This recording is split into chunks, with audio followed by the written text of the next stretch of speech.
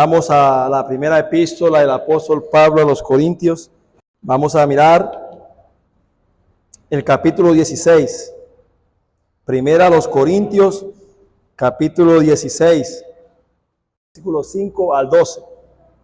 Iré a vosotros cuando haya pasado por Macedonia, pues por Macedonia tengo que pasar. Y podrá ser que me quede con vosotros o aún pase el invierno para que vosotros me encaminéis a donde haya de ir. Porque no quiero veros ahora de paso, pues espero estar con vosotros algún tiempo, si el Señor lo permite. Pero estaré en Éfeso hasta Pentecostés, porque se me ha abierto puerta grande y eficaz, y muchos son los adversarios. Y si llega Timoteo, mirad que esté con vosotros con tranquilidad, porque él hace la obra del Señor así como yo. Por tanto, nadie le tenga en poco, sino encaminarle en paz, para que venga a mí, porque le espero con los hermanos. Acerca del hermano Apolos, mucho le rogué que fuese a vosotros con los hermanos, mas de ninguna manera tuvo voluntad de ir por ahora, pero irá cuando tenga oportunidad. Hermanos, estamos estudiando los versículos del 5 al 12 del capítulo 16, bajo el título Trabajando en la obra a la manera del Señor. Yo espero que esta sea la tercera y última enseñanza de este tema. Y nosotros hemos visto hasta aquí los principios prácticos que nos ofrece este pasaje que acabamos de leer en cuanto a cómo deberíamos hacer la obra del Señor. Bueno, hasta el momento hemos visto tres principios. El primero es que el que hace la obra del Señor a la manera del Señor, que es muy importante, en primer lugar debe estar trabajando con visión. En segundo lugar vimos que también debe tener flexibilidad. Y en tercer lugar vimos que debemos ser minuciosos, que no debemos ser superficiales a la hora de trabajar en la obra del Señor. Hoy vamos a ver, considero tres principios más que están en nuestro texto. Y como ya he venido hablando acerca de estos pasajes y les he comunicado a ustedes, estos principios son unos principios muy prácticos para nosotros, para tener en cuenta en la obra del Señor, pero también en lo cual se hace énfasis en la exhortación. Así que cuando usted ve este tipo de cosas o este tipo de mensajes, el Señor está exhortándonos a nosotros como iglesia, hermano. Y debe ser visto así, como una exhortación. Así que prepárese para ser exhortado nuevamente por el Señor en esta hora. El cuarto principio para hacer la obra del Señor a su manera es aceptando la oposición como un reto, más que un impedimento. Repito, el cuarto principio para hacer la obra del Señor a la manera del Señor es aceptar la oposición como un reto o como un desafío más que un impedimento. Y eso lo vemos en el versículo 9 del capítulo 16. El apóstol Pablo dice: porque se me ha abierto puerta grande y eficaz, y muchos son los adversarios. En el tiempo presente, en la era en la cual nosotros vivimos y nos movemos, hermanos, no hay tal cosa como un ministerio que sea auténtico, que no tenga problemas y no tenga oposición de ninguna clase. Si hay un ministerio fiel a la palabra del Señor, conforme a las Escrituras, entonces es un ministerio que va a enfrentar problemas y que va a enfrentar oposiciones. ¿Saben por qué? Porque Satanás va a procurar que nosotros realmente lo tengamos. Una obra que tiene poca oposición de parte del sistema antagónico de Satanás es aquella que tiene que ver muy poco con el Señor. De hecho, incluso este principio podríamos mirarlo para la vida cristiana incluso. Cuando una persona como cristiano no tiene ninguna dificultades o situaciones de pronto de oposición en un mundo que odia y aborrece al Señor, algo está pasando. Porque obrar justamente, obrar conforme a la verdad, esto trae oposición, esto trae afrenta, esto trae desprecio. Cuando tú en tu trabajo haces las cosas bien, entonces los demás dicen, tú estás regalándote, o en cualquier ámbito, hermano. Esto es verdad. Ahora, ¿cuánto más en la obra del Señor? Satanás va a buscar las maneras para que haya oposición en nuestro trabajo al Señor. Y es sorprendente lo que Pablo dice en el versículo 8.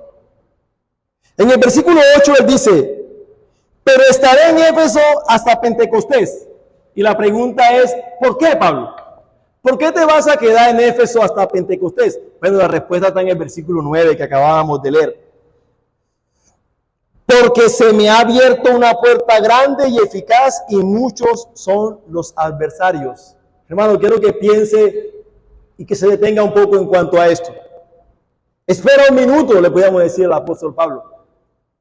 ¿Te estás quedando porque hay muchos adversarios? ¿Porque hay mucha oposición? Y la respuesta es claro. Y no solamente porque hay adversarios y hay oposición, sino que en medio de eso, Dios ha abierto una puerta grande y eficaz para predicar el Evangelio. El pastor George Campbell Morgan dijo con respecto a esto lo siguiente: si usted no tiene oposición en el lugar en donde sirve, usted está sirviendo en el lugar equivocado. Mis hermanos y amigos que nos acompañan, el apóstol Pablo no estaba intimidado por la oposición.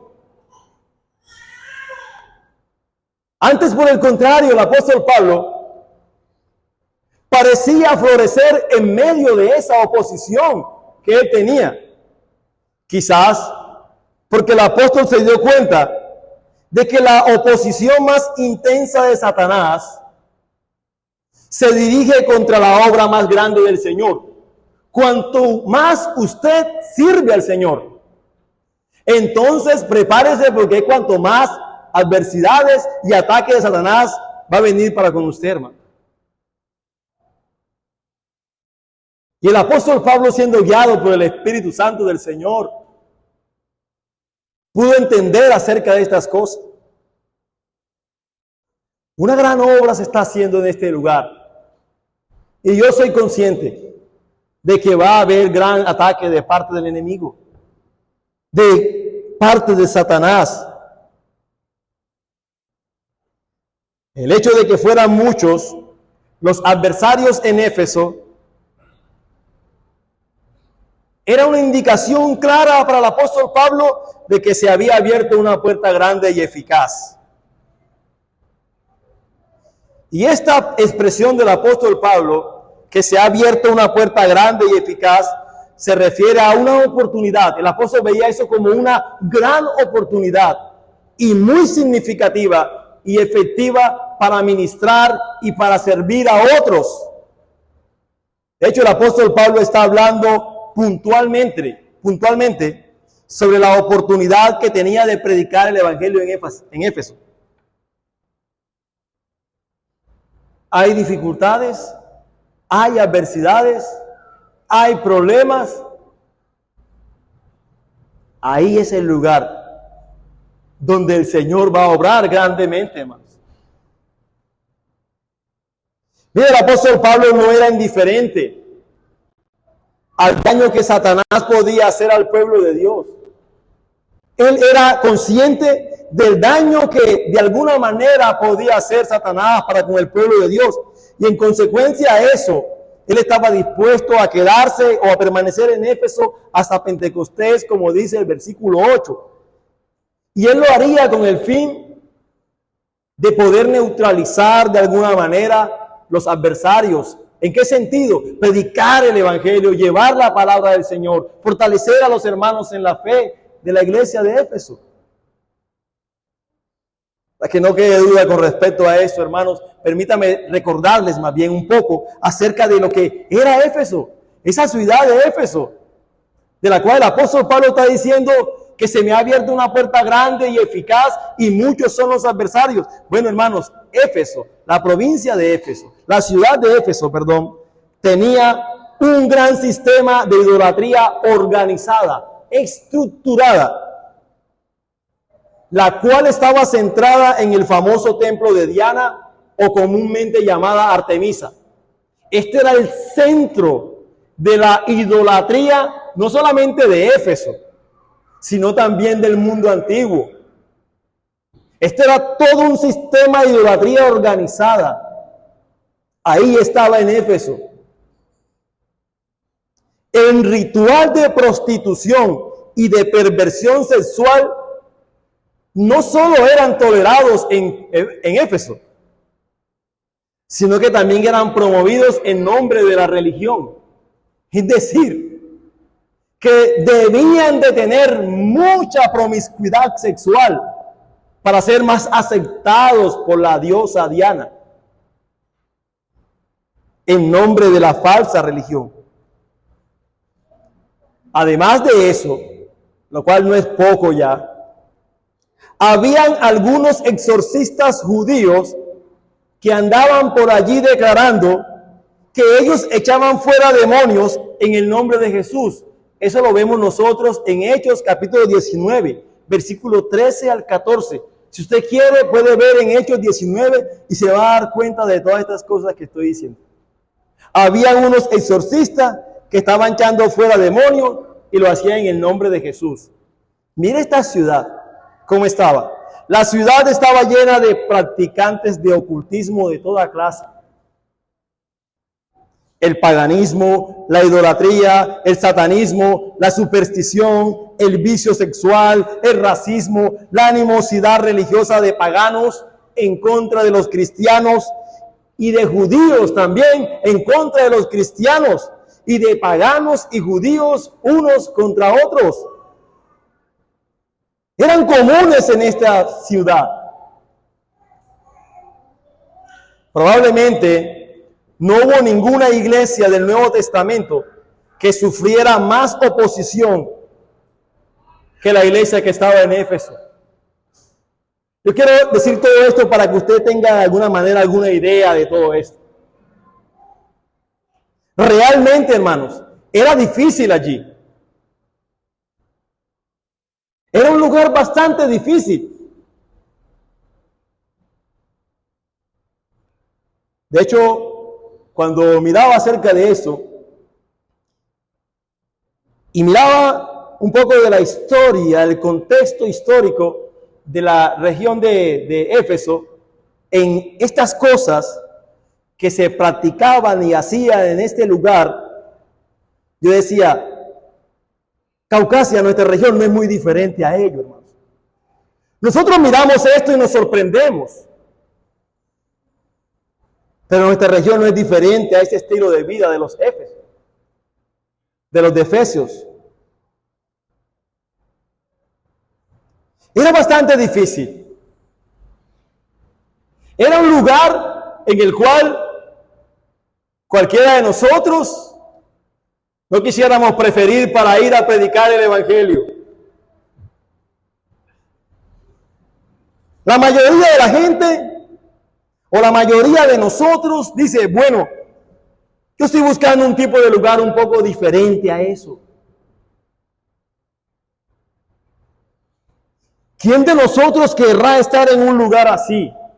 ¿Quién de nosotros querrá llevar el evangelio, la palabra del Señor a un lugar así?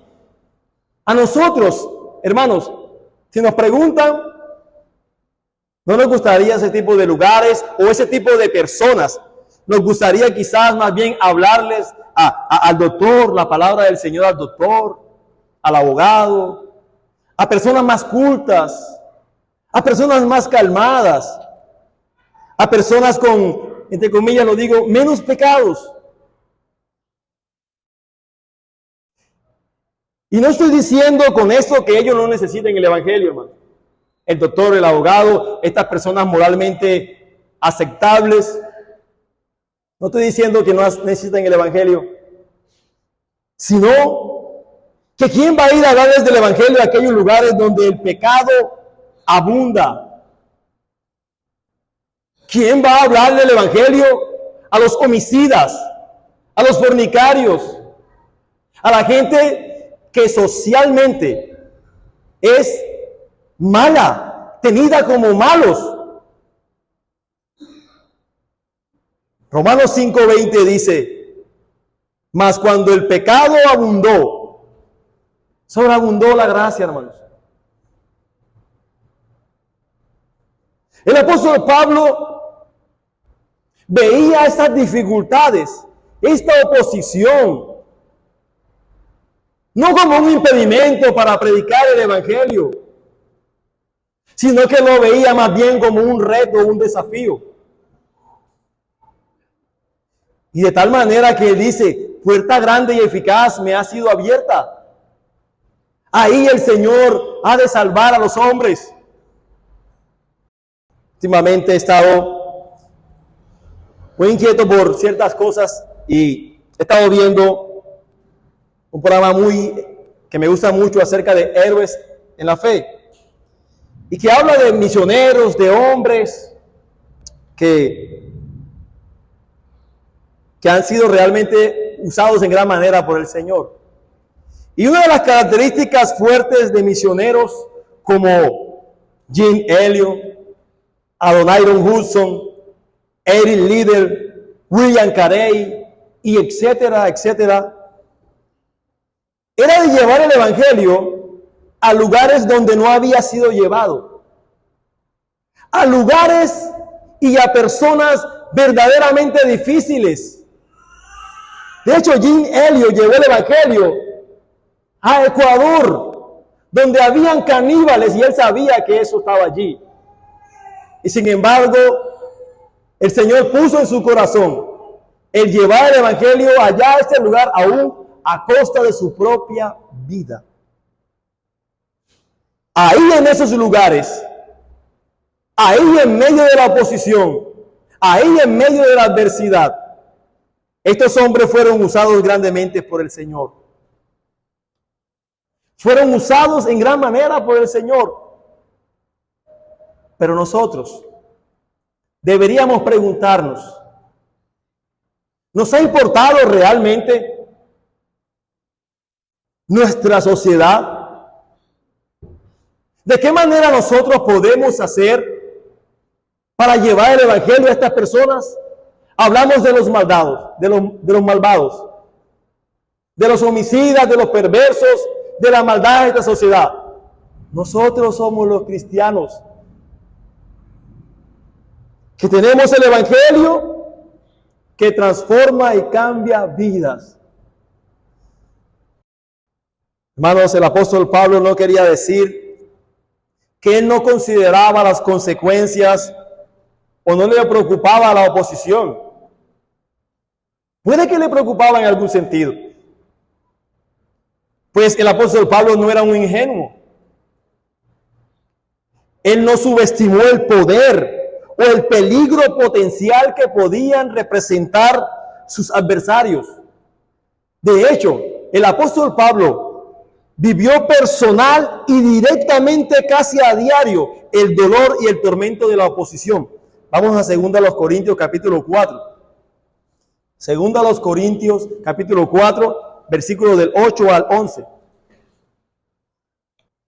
2 Corintios capítulo 4, versículos 8 al 11. Mira lo que él dice. Que estamos atribulados ¿en qué? En todo, mas no angustiados. En apuros, mas no desesperados. Perseguidos, mas no desamparados. Derribados, pero no destruidos. Llevando en el cuerpo, ¿cuántas veces? Siempre, por todas partes, la muerte del Señor, para que también la vida de Jesús se manifieste en nuestros cuerpos. Porque nosotros que vivimos, siempre estamos entregados a muerte. ¿Por causa de quién? Por causa de Jesús, para que también la vida de Jesús se manifieste en nuestra carne mortal. El apóstol sufría realmente. Nosotros vemos el libro de los Hechos y vemos que ciertamente esto es una verdad muy vivida por el apóstol y por muchos otros discípulos del Señor. Pero a pesar de la feroz oposición que había, en realidad esa oposición era en parte debido a lo que dice a lo que dice Hechos en el capítulo 19, versículo 20. Y así crecía y prevalecía poderosamente la palabra del Señor. Mis hermanos, las dificultades que habían en Éfeso, ya las he mencionado. Pero en el versículo 20 del capítulo 19 de Hechos, dice algo maravilloso y espectacular. Y dice, así crecía y prevalecía poderosamente la palabra del Señor. Crecía y prevalecía la palabra del Señor en medio de tanta oposición. Así era, hermanos. La palabra del Señor se estaba fortaleciendo. La palabra del Señor crecía. La palabra del Señor se expandía. Prevalecía en la región en medio de la oposición. Porque esta frase destaca la efectividad y el poder del mensaje para transformar y cambiar vidas en la sociedad, hermanos. El poder del Evangelio. Porque el Evangelio es poder de Dios para salvación a todo aquel que cree, hermano. Repito, nosotros queremos que Colombia cambie. Queremos que Caucasia cambie. Bueno, hermanos, eso es solo por el poder del Evangelio. Yo sé que nosotros debemos orar por nuestra nación. Nosotros debemos orar por nuestros gobernantes. Nosotros debemos orar por Caucasia. Eso es llamado a hacerlo. Pero la fe es por el oír. Y el oír por la palabra de Dios. Nosotros tenemos este evangelio que nos ha sido dado por gracia. Este tesoro está en vasos de barro. Es más, a nosotros se nos ha encomendado, se nos ha encargado a los que hemos creído el compartirlo, el difundirlo. Primera de Pedro 2:9 dice, para que anunciéis las virtudes de aquel que os llamó de las tinieblas a su luz admirable. Para que anuncies, para que anunciemos, hermanos. Y esto no es solamente de una sola persona. Esto, como lo veíamos el domingo anterior, es la gran comisión para la iglesia del Señor.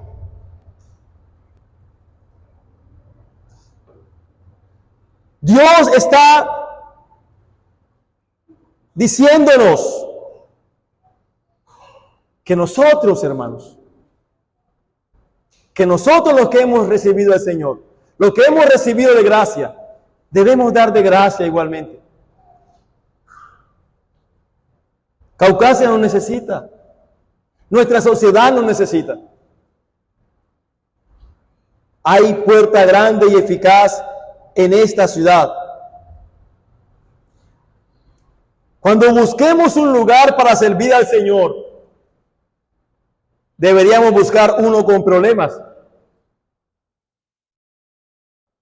O quizás esto también puede ayudar a mirar a un grupo en nuestra propia congregación que necesite tener un mejor entendimiento de la palabra. Por ejemplo, si nosotros vemos que hay algunos hermanos que tienen dificultades con la palabra o entender ciertas cosas, entonces deberíamos ir donde aquellos que son difíciles y acercarnos para que podamos ser de utilidad para ellos. Que podamos ir a estos lugares donde las personas no han oído acerca del Evangelio. O a esos lugares donde, si quizás han escuchado el Evangelio, lo han escuchado de una forma pervertida o una forma desequilibrada. Hermanos, ahí en esos lugares difíciles, ahí con esas personas difíciles, ahí con esas personas de pecado abundante, es donde el Señor puede usarnos de verdad. Es ahí, hermanos. Pensemos en estas cosas. Miremos acerca de estas cosas. El desafío era grande. Los adversarios eran muchos. Pero ahí era donde Dios quería que el apóstol Pablo estuviera.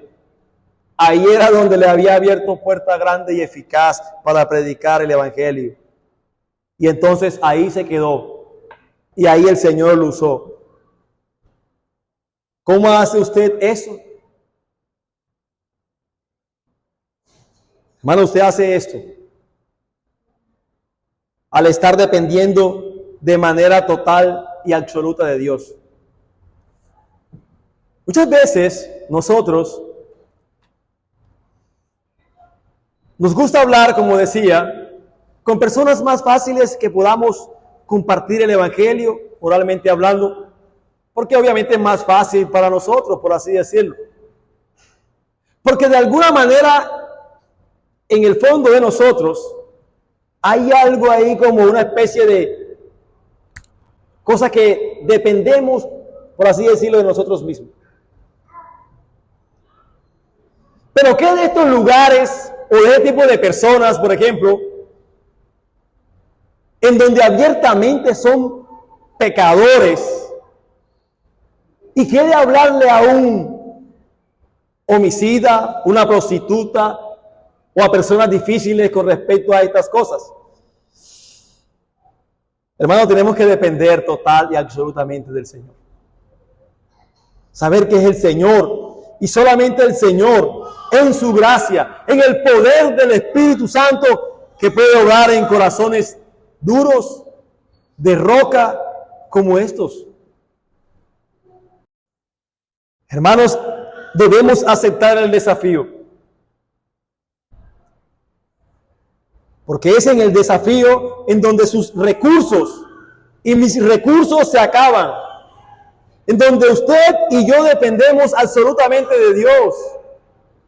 Y es cuando usted depende de Dios, cuando nosotros dependemos total y absolutamente de Dios, que su poder entonces fluye a las victorias que jamás usted y yo imaginó, hermano. Cuando dependemos total y absolutamente de Dios. Pero no debemos perder de vista de lo que hemos venido hablando con respecto a la obra del Señor en el capítulo 15, en el versículo 58. Porque en su parte final dice, sabiendo que vuestro trabajo en el Señor no es en vano. Y ya he dicho que con respecto a la obra del Señor, nuestro trabajo, lo cual significa trabajar esforzadamente, diligentemente, sacrificadamente, no va a ser en vano. Este trabajo va a traer resultado. La palabra vano significa que no va a tener, que va a tener, utilidad. que no va a ser inútil lo que vamos a hacer nosotros. Pero nosotros somos de aquellos, de los que tenemos familiares que no conocen al Señor. Y puede que oremos algunas veces por ello. Y listo. Y decimos, Señor, ¿por qué mi mamá o mi papá o mi hermana o mi hermano no ha venido a los pies tuyos, Señor? Obviamente es por gracia. Pero el trabajo y la obra, el trabajo, hermano, es un esfuerzo, es una gran dedicación. Es algo que realmente necesita un sacrificio. Debemos ser sacrificados. Debemos dedicar tiempo, orar, predicar el Evangelio, mirar, hacerlo de la manera como el Señor nos manda que debemos hacer su obra. Y cuando lo hacemos así, de esa manera, entonces nosotros recibiremos realmente el fruto de nuestro trabajo. No será en vano. Puede que el Señor en su gracia no permita que su familiar se convierta a través de usted o por medio de usted, pero podrá hacerlo por medio de otro. Usted sembró, usted trabajó.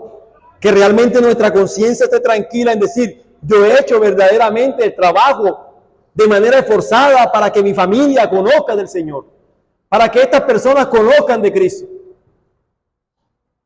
Podemos decir con limpia conciencia que lo hemos hecho, hermano. Solo el Señor sabe.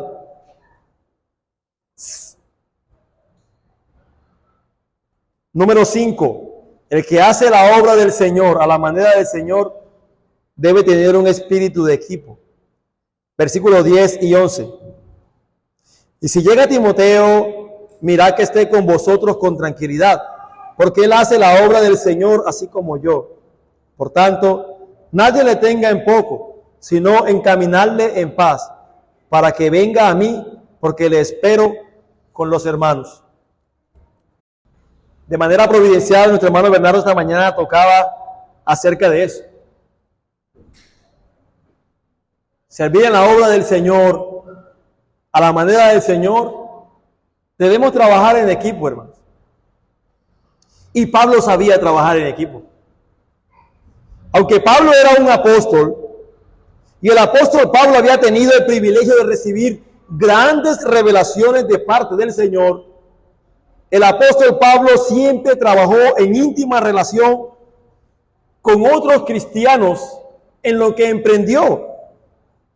De hecho, el apóstol Pablo nunca se comportó como una superestrella eclesiástica, ni tampoco rebajó despóticamente a los que estaban por debajo de él, por así decirlo. El apóstol Pablo había enviado a Timoteo y a Erasto a Macedonia, como dice Hechos capítulo 19, versículo 22. Y ellos tenían que seguir hasta Corintio, quizás para llevar la epístola a los corintios y para recordarles el proceder del apóstol Pablo en Cristo, como dice 1 Corintios 4, 17. Pero hermanos, Pablo estaba preocupado de que de alguna manera pudieran ignorar a Timoteo.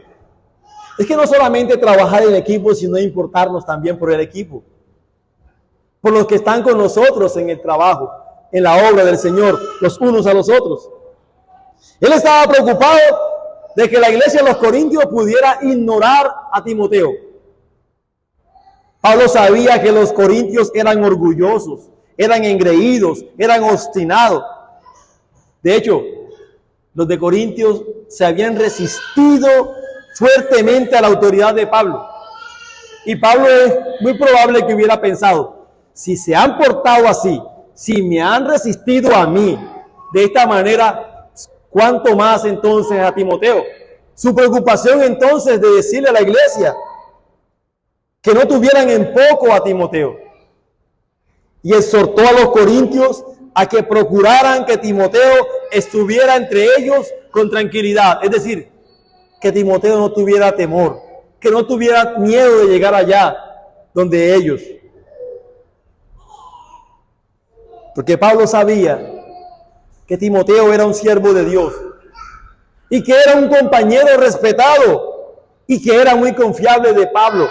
De hecho, el apóstol Pablo dice aquí, hermanos, hablando de Timoteo, que él hace la obra del Señor así como yo. Él dijo, Timoteo hace la obra del Señor así como yo.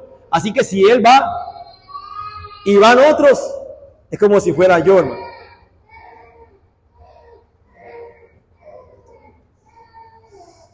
Pablo era un apóstol. Y Pablo era el padre en la fe de Timoteo. Pero no obstante, Pablo consideraba a su joven amigo como un fiel obrero del Señor, así como yo, él dice. Eran iguales en la fe. Y debido a que Timoteo también estaba haciendo la obra del Señor, entonces Timoteo también era digno de ser honrado, de ser respetado.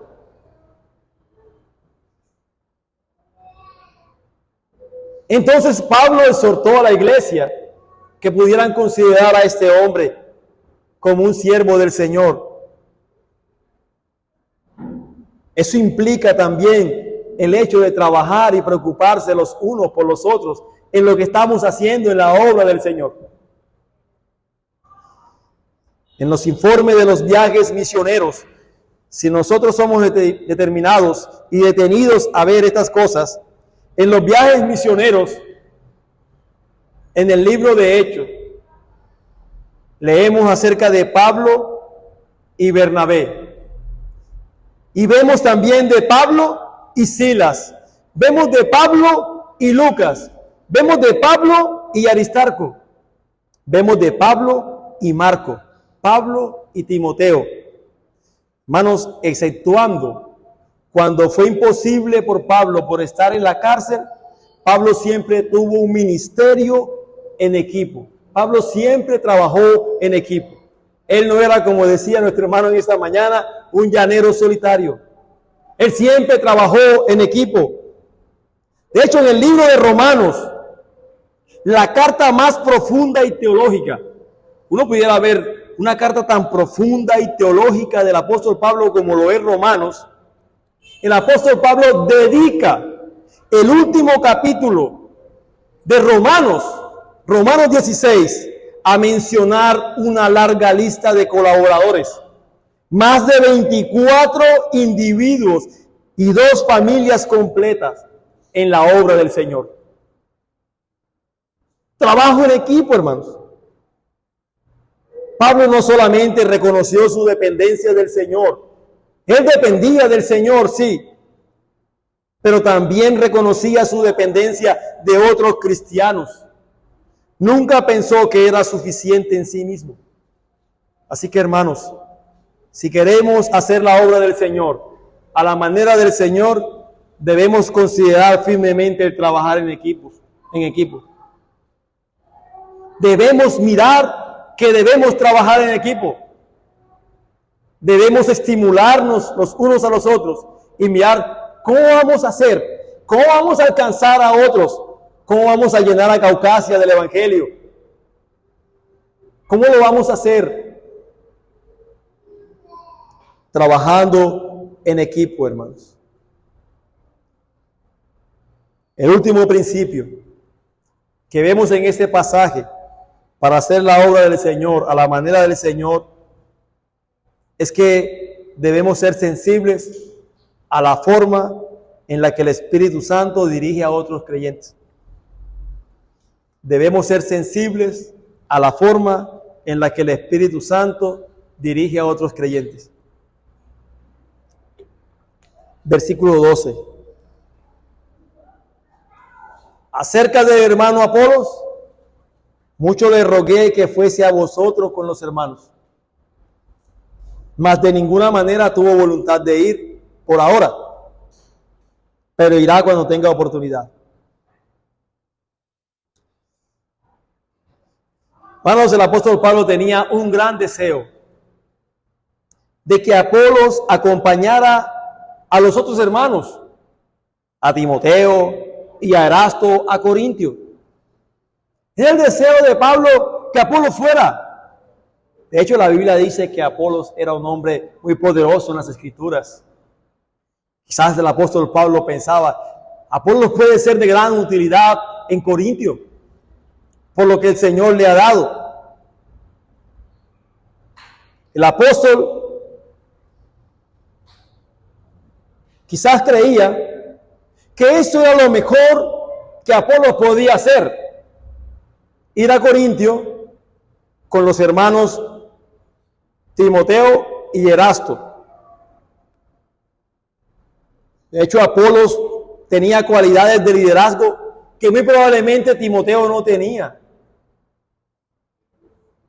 Y según Pablo, muy probablemente podría ser una persona apropiada para completar ese equipo.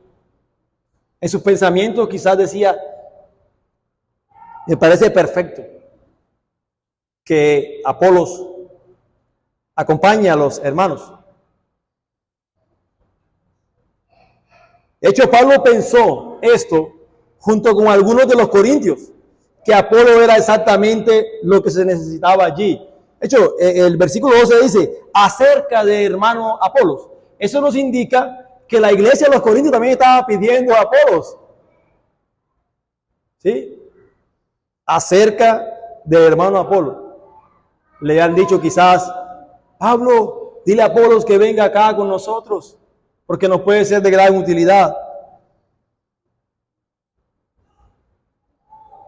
Pero Apolos, sin embargo, estaba convencido de que el Señor quería que se quedara en Éfeso por un poco más de tiempo. De la misma manera que que Pablo de alguna manera también estaba convencido de que él debía quedarse en Éfeso, como lo dice en el versículo 8. Pero estaré en Éfeso hasta Pentecostés. Quizás Apolos también pensó de la misma manera, convencido que ahora no puedo ir o que no debo ir a Corintio, que debo quedarme. De modo que cuando Apolos objetó estas cosas, dice, mas de ninguna manera tuvo voluntad de ir por ahora. El apóstol Pablo respeta las convicciones de Apolos. Algunos quizás han leído y algunas personas han dicho que la actitud de Apolos fue un poco arrogante. De ninguna manera tuvo voluntad de ir. No, hermano. Quizás pudo decir, ahora no puedo ir. No tengo esa voluntad. La voluntad del Señor no me guía a estar ahora mismo en Corintio. Por ahora. Y Pablo dijo, por ahora no puede estar. Mira, hermanos, Pablo sabía que ni siquiera un apóstol era un mediador entre Dios y otros cristianos. Pablo pudiera decir, pero ven, te lo estoy diciendo yo, el apóstol Pablo, aquel que recibió revelaciones directas del Señor. Estoy diciendo, me parece que es la voluntad del Señor que vengas a Corintio. No, hermanos. Pablo le rogó, le dijo que viniera, pero después entendió. Hermanos, Dios puede usar a muchas personas diferentes para mostrar su voluntad. Pero su dirección básica es siempre directa. Apolo podía haber pensado que en ese momento su visita no fuera propicia o conveniente. Muy probablemente Apolos no quería fomentar con su presencia el florecimiento del partidismo que en la comunidad de Corintios se había formado en torno a su nombre. Ustedes saben, hermanos, que en el capítulo 1 el apóstol Pablo presenta una realidad de división que había en Corintio. Unos decían, yo soy de Apolo, yo soy de Pablo, yo soy de Cefas. Bueno, no es que el texto nos ofrezca en forma alguna las razones que tuvo Apolos para negarse a ir. Pero pudiéramos nosotros inferir un poco de esto entre líneas, que es muy probable que él pudiera haber decidido no ir por estas razones, pero no sabemos a ciencia cierta porque la Biblia, al menos aquí, no nos muestra cuáles fueron las razones por las cuales Apolos decidió no ir. Pero sí es importante que el apóstol Pablo entendió de alguna manera que Apolos no podía ir por ahora, que no podía ir por ahora, que cuando llegara el momento apropiado, que cuando tuviera la oportunidad, Apolos iría a Corintio si el Señor dirigía a Apolo en ello. Mientras tanto, Apolos continuaría sirviendo donde el Señor quería que estuviera ahora. Hermanos, tenemos que mirar estas cosas. Apolos sabía sin duda que Pablo era un apóstol del Señor. Tenía gran confianza en la sabiduría y en el juicio de Pablo.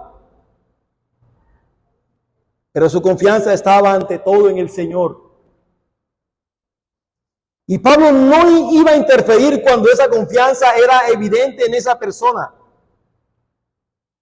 Mire, quiero que piense acerca de estas cosas. Y repito, ahí no se nos muestra la razón específica por la cual Apolo no fue. Pero hay algo de una dirección, pudiera expresar de esta manera, una dirección subjetiva, por así decirlo, del Espíritu, por la cual Apolos sabía de alguna manera que no podía ir ahora, que debía quedarse en Éfeso. Y Pablo, siendo inspirado también por el Espíritu Santo y guiado por el Espíritu Santo de Dios, aunque rogó mucho que viniera, llegó un momento en que entendió. ¿Cómo? No sabemos exactamente, pero entendió que el Señor le estaba direccionando por el Espíritu a que se quedara en ese momento allá. A veces el Señor obra en los corazones por su Espíritu de maneras tan particulares, tan especiales en nuestras vidas, que lo que he llamado dirección subjetiva de alguna manera del Espíritu Santo. Es decir, es una dirección única, personal, y yo quiero ser muy cuidadoso con lo que voy a decir con respecto a eso, porque no es mi intención, hermanos, que nosotros despreciemos las Escrituras, la revelación verdadera y fiel de Dios para con nosotros. Pero hay cosas en las cuales uno, cuando estamos nosotros en intimidad con el Señor, en la presencia del Señor, en oración, en lectura y meditación de la palabra, en las cuales tenemos que tomar ciertas decisiones que de alguna manera podemos entender que el Señor está guiándome o diciéndome que haga o deje aquello.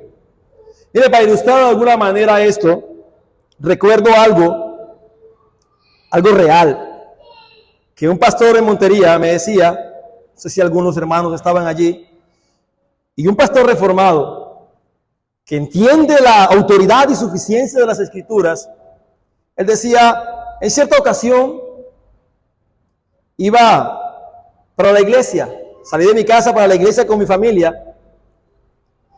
Obviamente le tocaba predicar al pastor. Y minutos antes de la enseñanza de la palabra, él dice que algo en su interior pensaba, ve a tu casa, debo ir a mi casa. Y él obviamente estaba ahí como que de alguna manera luchando, pero había un fuerte deseo que fuera a su casa.